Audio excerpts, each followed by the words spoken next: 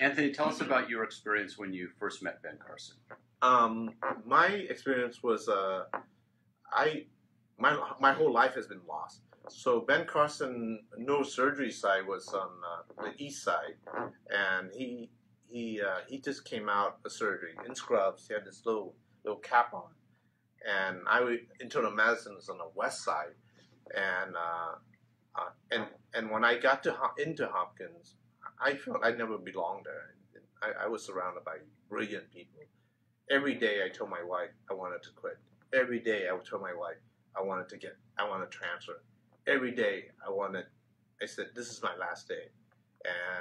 And because every time I opened my mouth, ignorance would come out. And so I told my wife, I got to transfer out. And so one day I bumped into him. He was in the scrub. And I turned a corner and we just had eye contact. And Ben Carson was like a superstar back then. So I immediately ran the other way. I was scared to death, and then all along came along Dr. Ben Carson, and he asked me, because can I ask your name? And I said, my name is Anthony. He said, can I call you Tony? And I said, absolutely. And he said, how can I help you? And I said, I'm really lost, Dr. Carson. I just need to find the internal medicine side. And he said, yeah, you're really lost. It's way the other side, but you turn here and here and here.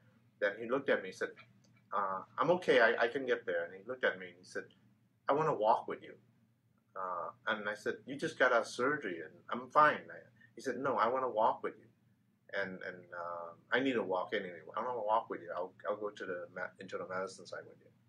And as we were walking, and I didn't say anything, he looked at me and he said, Tony, you belong at Hopkins.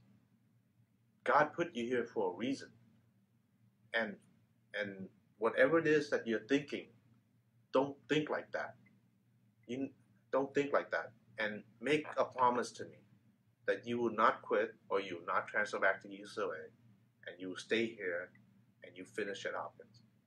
And I said, I'll promise you that, Dr. Carson. And that 5 minutes that he gave me was why I stayed at Hopkins. I mean, he does this to many people.